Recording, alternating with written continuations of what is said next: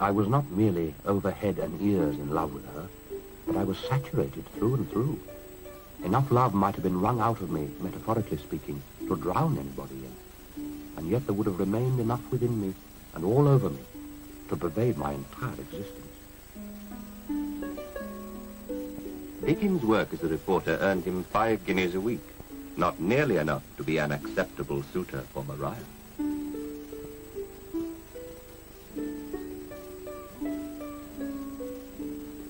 I, the moonstruck slave, perambulated round and round the garden for 2 hours, looking through crevices in the palings, getting my chin by dint of violent exertion above the rusty nails on the top, blowing kisses at the lights in the windows, and romantically calling on the night at intervals to shield my love.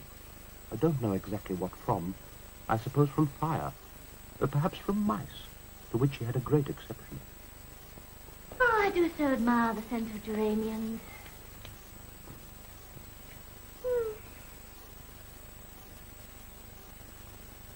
Kind sir. Yes. There, my little pet. Jove knows I love but who. Lips do not move. No man must know. No, no, no. Would command the audience as soon as you enter. And the pens, they're not fish. They're to be used thus. No, no, no, no. From the wrist right through to the tips of the fingers. That's it. Wrist, fingers. Wrist, fingers. Dickens was determined somehow to get on in the world. He even considered becoming an actor. 'Tis but fortune. All is fortune. You see, with Garrick, the whole man, the whole body was slave to his dramatic. His drive and energy were phenomenal. He worked as a reporter for 2 papers at once, went to the theatre, wrote his first short stories, read in the British Museum, and took acting lessons. I practiced industriously, even such things as walking in and out, sitting down in a chair, often 4, 5, 6 hours a day, shut up in my own room, or walking about in the fields, or with my acting master. I prescribed to myself, too, a special system for learning parts, and learned a great many. No, no, stop. It's impossible. You cannot sit like that. Now, look. 1 foot behind the other. Bend the knee and flow. Oh, sorry.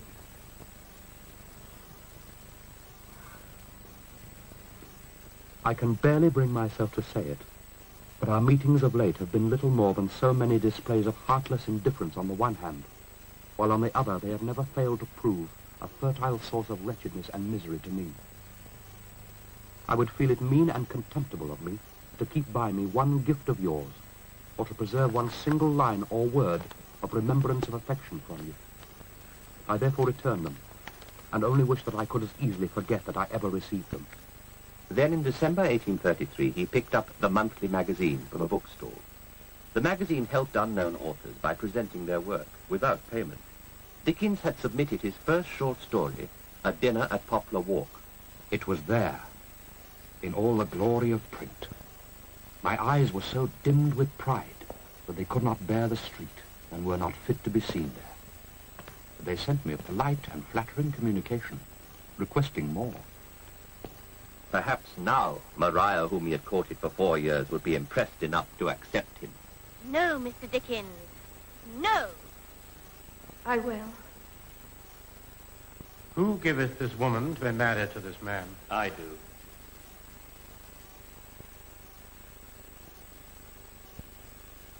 Say after me, I, Charles Dickens, I, Charles Dickens, take thee, Catherine Hogarth, take thee, Catherine Hogarth. Catherine Hogarth was the daughter of a newspaper colleague.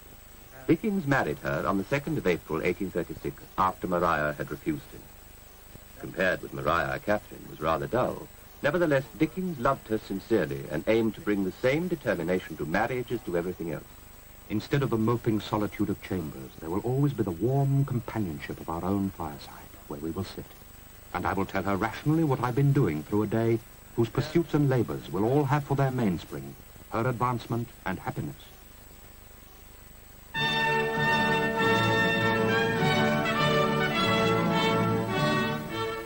But by marrying Catherine, he married the entire Hogarth family. Her father, her mother, her brother, her baby sisters, her sister Georgina, and her sister Mary, who was to live in the house with them. Most certainly, my dear Catherine, I am of the opinion that Turkey carpets are a necessity for people of Even in the first crowded months of marriage, Dickens continued to work. Out of the hack job of writing the text to a series of sporting illustrations, he created a comic novel to be issued in monthly installments. It was to be called The Pickwick Papers. I think red Turkey carpets. Dickens worked through all distractions, encouraged by the sympathetic understanding of his admiring young sister-in-law, Mary. But I really must determine the opinion of Charles. Ow! Darling! Naughty puss, go away. From the start, it was in Mary, not his wife, Catherine, that he found the warmth and calm that he so deeply needed. She became the grace and life of our home. So perfect a creature never breathed. And in order to illustrate your taste to your husband's friends, I insist that everything should be chosen to match. Mamma, really? My friend, Mr. Snodgrass, has a great taste for poetry, replied Mr. Pickwick. So has Mrs. Leo Hunter, sir. She has produced some delightful pieces herself, sir. But I dislike brown. You may have met with her ode to an expiring frog, sir. I don't think I have, said Mr. Pickwick. But Mamma, cream is so much prettier. Charles, brown. Do you not think brown for the curtains? Or cream brocade. Such poetry, such passion. Pray be serious, Mr. Dickens. Then neither to offend my new wife nor my new mother, I'll hazard amphibious green. On a log, expiring frog. Beautiful, said Mr. Pickwick. Fine, so simple. The next verse is still more touching, said Mr. Leo Hunter. It runs thus.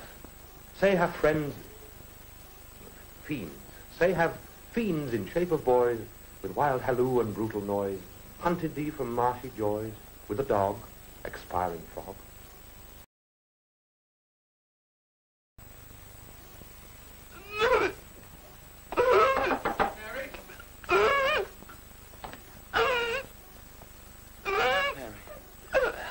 Catherine. A doctor.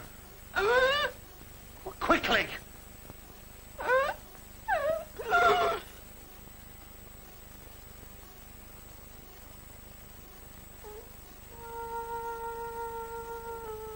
Mary Hogarth suddenly became ill and died.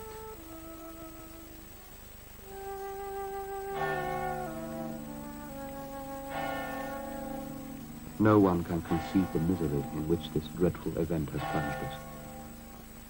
Since our marriage, she has been the peace and life of our home. He admired of all for her beauty and excellence.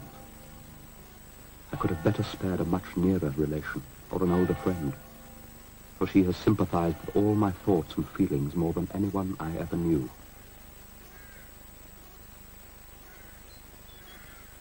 She has left a blank which I never can replace. The shock of Mary's sudden death, like so many other emotional events in Dickens' life, was buried deep in his mind, never to be disclosed. Unknown even to his wife, he was to dream of Mary every night for 5 years. Years later, his stored-up emotions reappeared when he wrote The Death of Little Nell. For she was dead. There upon her little bed she lay at rest. The solemn stillness was no marvel now. She was dead. No sleep so beautiful and calm, so free from trace of pain, so fair to look upon. She seemed a creature fresh from the hand of God and waiting for breath of life, not one who had lived and suffered death. Mary Scott Hogarth died 7th May, 1837. Young, beautiful, and good. God, in his mercy, numbered her with his angels at the early age of 17.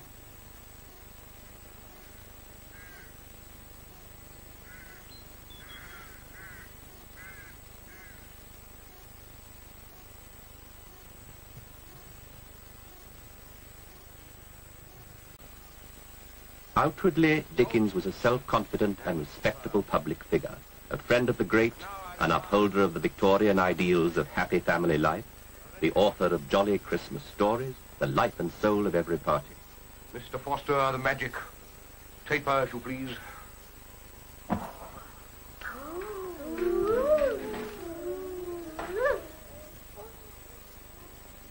But he faced growing disillusion. The public applauded, but nothing was done about the reforms he urged.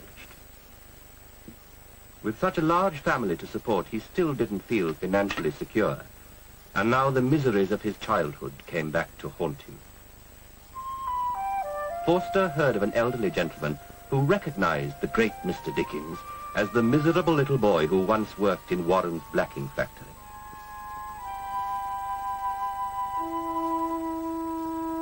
Parts of his past he had told to no one, not even to his wife.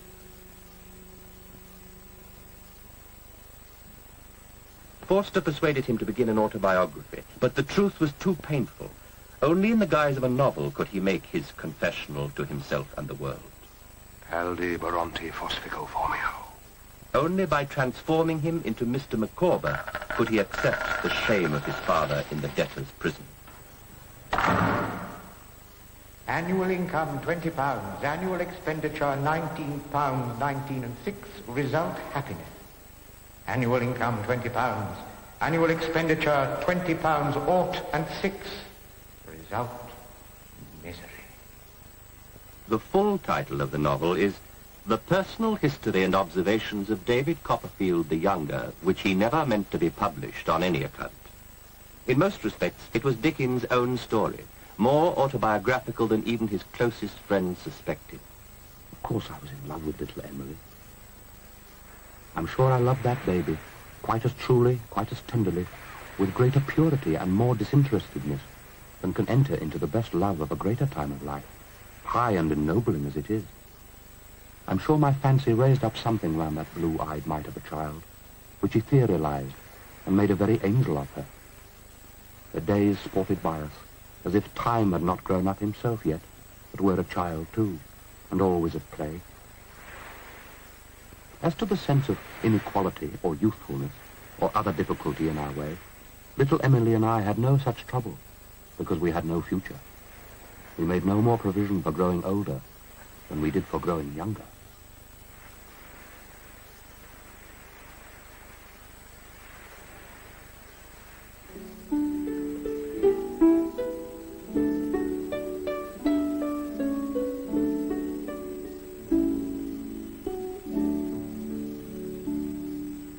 It was all over in a moment. I had fulfilled my destiny. I was captive and a slave. I loved Dora Spenlow to distraction.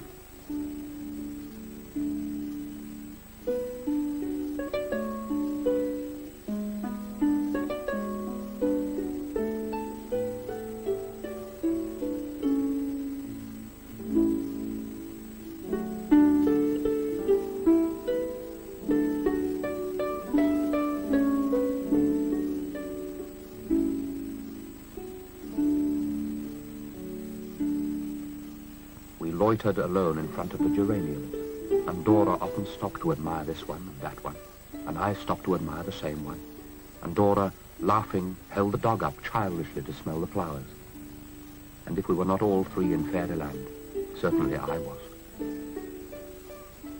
In the novel, David Copperfield marries his beloved Dora, and the desperate desire that Dickens had to marry Maria in the world of fact was consummated in the world of fiction. But with marriage, Dora changes. She is transmuted into a woman very similar to the inept Catherine Hogarth. She ceases to be the ideal. Her attractive silliness becomes a bore. Dickens, through the novel, faced the unhappiness of his own marriage. Sickness and in health, to love and to cherish.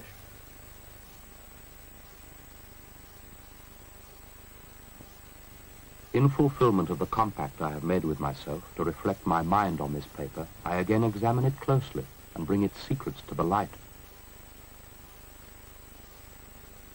What I missed, I still regarded, I always regarded, as something that had been a dream of my youthful fancy, that was incapable of realization. That I was now discovering to be so with some natural pain, as all men did. But that it would have been better for me if my wife could have helped more and shared the many thoughts in which I had no partner. There can be no disparity in marriage like unsuitability of mind and purpose. In the novel, Dickens didn't have to face the logical outcome of an unhappy marriage.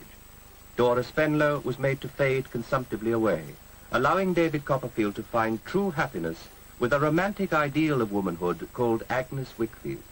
When all else fades, one face remains. One face shining on me like a heavenly light by which I see all other objects.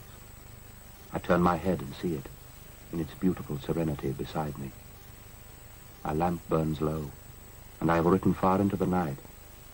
But the dear presence without which I am nothing bears me company. O Agnes of my soul, so may thy face be by me when I close my life indeed. So may I, when realities are melting from me, like the shadows which I now dismiss, still find thee near me, pointing upward.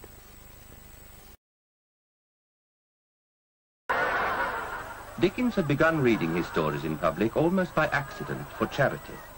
The performances were extremely popular and profitable. He continued them for his own benefit.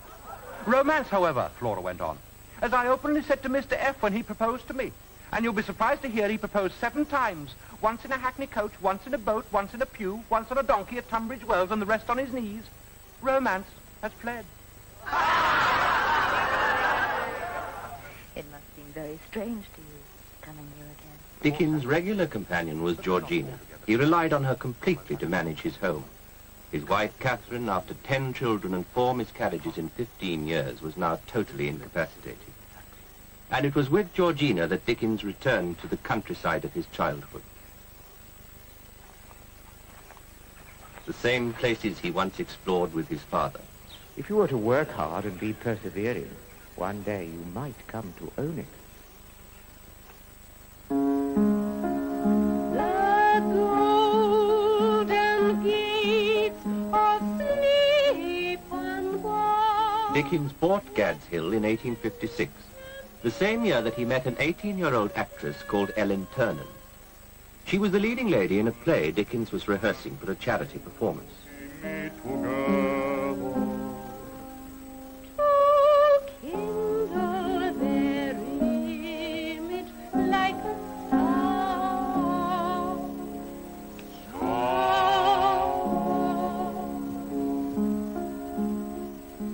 The rest of the cast were literary friends, notably the novelist Wilkie Collins.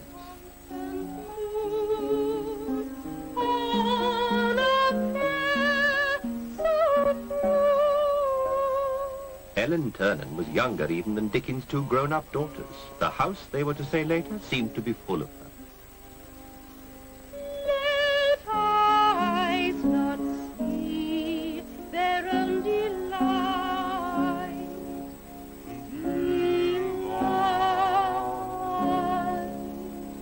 Oh, sweet woman. My dear friend. Oh, no, I'm not to be your dear friend now. The play was called Uncle John. Dickens took the part of an old man infatuated with his young ward. Dear uncle. John. John! Oh, you are so kind. It's no trouble to fall in love. It's trouble enough to fall out of it once you're in it. So I keep out of it altogether. It were better that you were to do the same. That's impossible. A little whim of mine. Presents for my little wife? Bridal presents? Oh, sir, you are too generous. I know not what to say. Say nothing.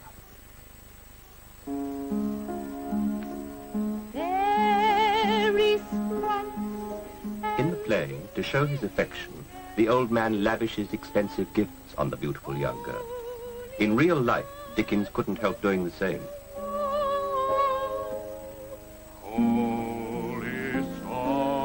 But a package from the jeweler was delivered into the wrong hands.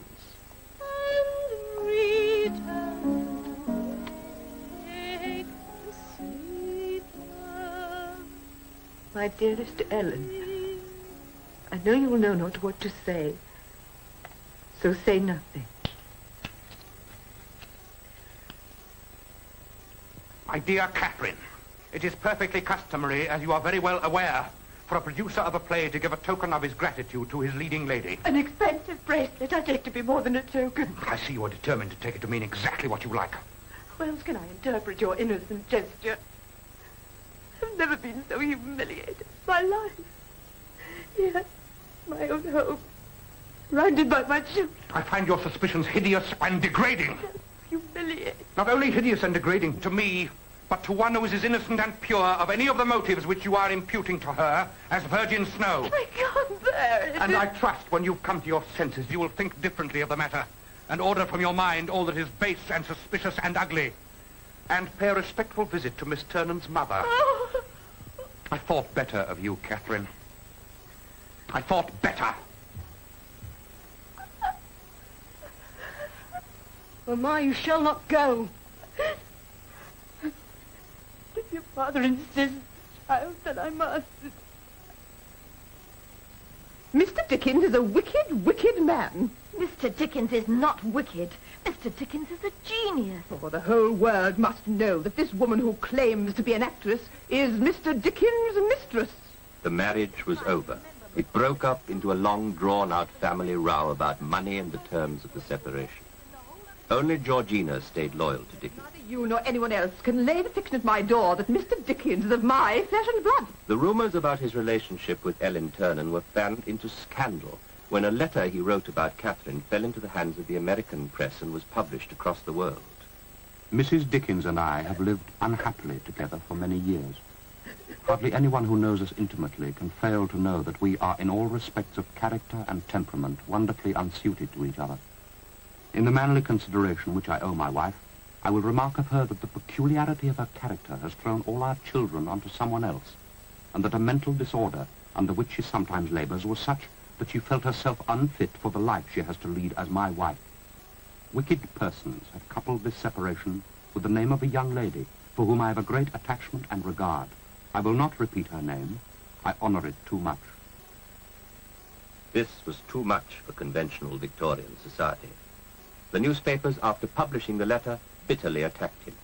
This favourite of the public informs some thousands of readers that his wife, whom he has vowed to love and cherish, has utterly failed to discharge the duties of a mother, and further hints that her mind is disordered.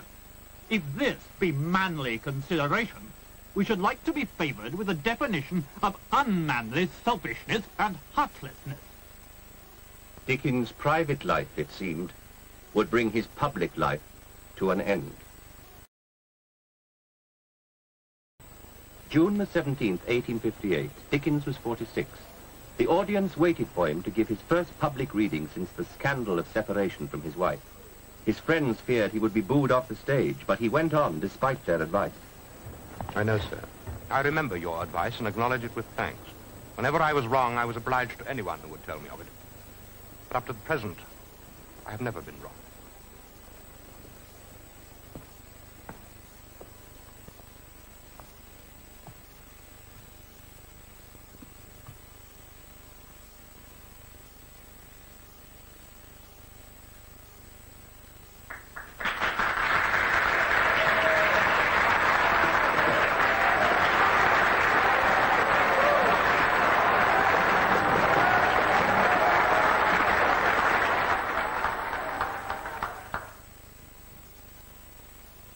Whether I shall turn out to be the hero of my own life, or whether that station will be held by anybody else, these pages must show. To begin my life with the beginning of my life, I record that I was born, as I have been informed. Would to God every letter I had ever written were on that pile. In the garden of his new home at Gad's Hill, Dickens made a bonfire of his letters, a symbolic burning of his past before he built himself a new life. The princess I adore. But Ellen Ternan and he would never be really happy together. After the separation from his wife, Dickens lived at Gad's Hill with Georgina as his hostess. Ellen visited him there, but convention made it impossible for her to live openly with him as his mistress. More important, being so much younger, she could never satisfy his emotional needs, fill the void he had felt all his life. Disappointed, Dickens immersed himself in a new book, Great Expectations.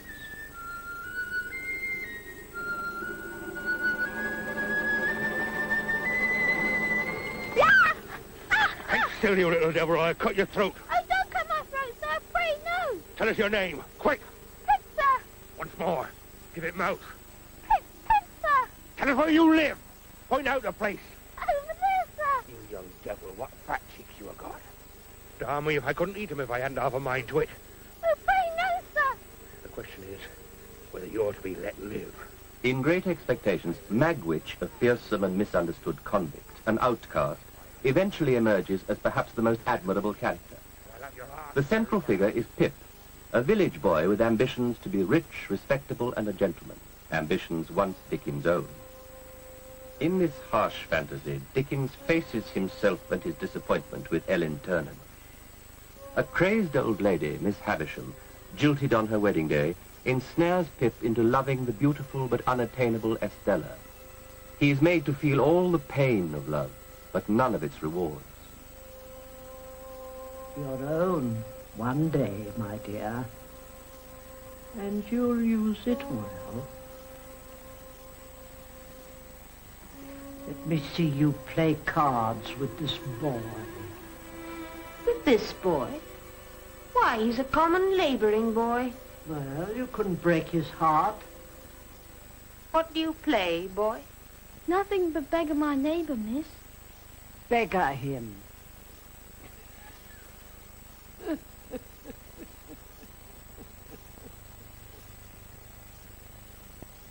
He portrayed the boy Pip growing up to worldly success as Dickens had done himself, only to discover too late that material values are false because they deaden the heart. Love her. Love her. Love her. I'll tell you what true love is. It's blind devotion, unquestioning self-humiliation, utter submission. Trust and belief against yourself, against the whole world. Giving up your heart and soul to the smiter. You must know that I have no heart. Oh, I have a heart to be stabbed in or shot in, I have no doubt. And of course, if it ceased to beat, I should cease to be. But you know what I mean. I have no softness there. No sympathy, sentiment. Nonsense. So, in his 50s, Dickens escaped more and more into the only secure emotional world he had left, his readings. Increasingly, he seemed fully alive only in the affection of his audience and behind the jolly facade of his early books. Sam Veller, my lord, replied the gentleman. Do you spell it with a V or a W? Inquired the judge. Well, that depends upon the taste and fancy of the speller, my lord, replied Sam. I never had occasion to spell it more than once or twice, but I spelled it with a V. Here a voice from the gallery exclaimed aloud, Quite right too, Sammyville, quite right. Put it down a V, my lord, put it down a V. Who is that who dare address the court? Said the judge. You know who that was, sir? I rather suspect it was my father, my lord. Now, Mr. Weller, said Sergeant Buzz. Now, sir, replied Sam. I believe you are in the service of Mr. Pickwick, the defendant in this case. Speak up if you please, Mr. Weller. I mean to speak up, sir, replied Sam. I am in the service of that here gentleman, and a very good service it is. Little to do and plenty to get, I suppose, said Sergeant Buzz with jocularity. Oh, quite enough to get, sir, as the soldier said when they ordered him 350 lashes, replied Sam. You must not tell us what the soldier or any other man said, sir, interposed the judge. It's not evident. After a successful tryout, the murder reading was included in the tour, but a doctor had to travel with him to keep him going. Bill, gasped the girl, wrestling with the strength of mortal fear. I won't scream or cry, not once. Hear me? Speak to me. Tell me what I've done. The readings took so much out of him that Georgina and the doctor feared that Dickens might actually die on the stage. Then spare my life for the love of heaven. Bill, dear Bill, you cannot have the heart to kill me. But we must have time. A little time. His reading of the murder became an obsession. He included it in 3 performances out of every 4. Think of all I've given up only this night for you. Stop before you spill my blood. I've been true to you. For my guilty soul I have. At the intervals, he collapsed, unable even to speak until the performance continued. The housebreaker freed one arm and grasped his pistol. The certainty of immediate detection if he fired flashed across his mind even in his fury. And he beat it twice with all the force that he could summon upon the upturned face that almost touched his own. Lame, bleeding from the bowels, partly paralyzed, he still refused to stop. He had to be kept going on alcohol and sedatives.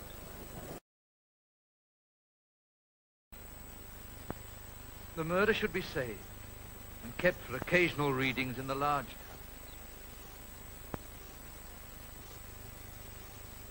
For occasional readings in the large towns.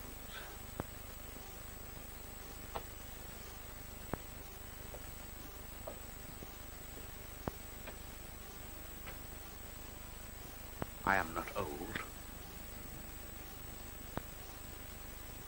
I am not sick. I shall continue to do as I like. It's much better to die doing.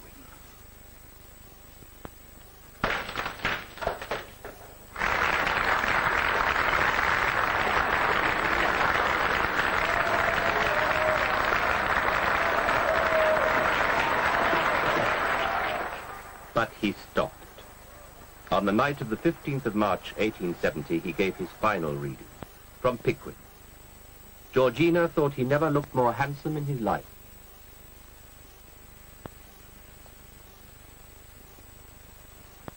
Ladies and gentlemen,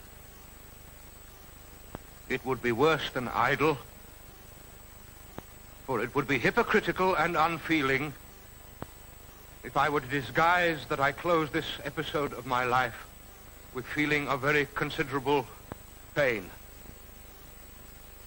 For some 15 years, I have had the honor of presenting my own cherished ideas for your recognition, and have been uniformly cheered by the readiest response, the most generous sympathy, and the most stimulating support. Nevertheless, I have thought it well, henceforth, to devote myself exclusively to the art that first brought us together. And so, from these garish lights, I now vanish forevermore. The heartfelt, grateful, respectful, affectionate. Farewell.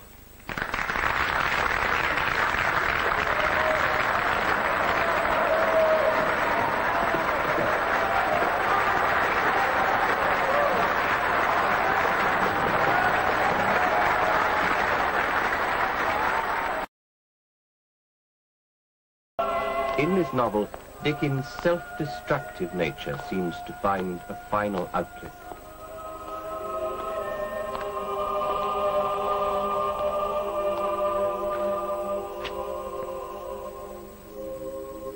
On Christmas Eve, the very season of jollity and goodwill associated in the public mind with Dickens' writing, John Jasper plans to strangle his young rival. And Dickens, pressing ahead with his novel despite his failing health, prepared to reject all that he had stood for as a popular novelist.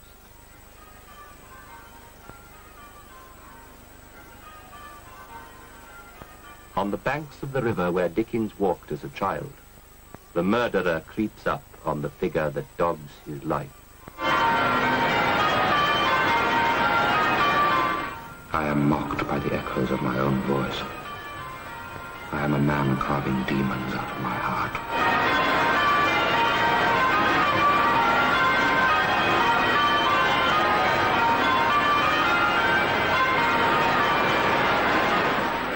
Dickens never completed Edwin Drood. He died suddenly of a heart attack, killed by persistent and deliberate overwork at the age of 58. He was buried in Westminster Abbey. I direct that my name be inscribed in plain English letters on my tomb, without the addition of Mr. or Esquire. And I conjure my friends on no account to make me the subject of any monument, memorial, or whatsoever. I rest my claim to the remembrance of my country upon my published work.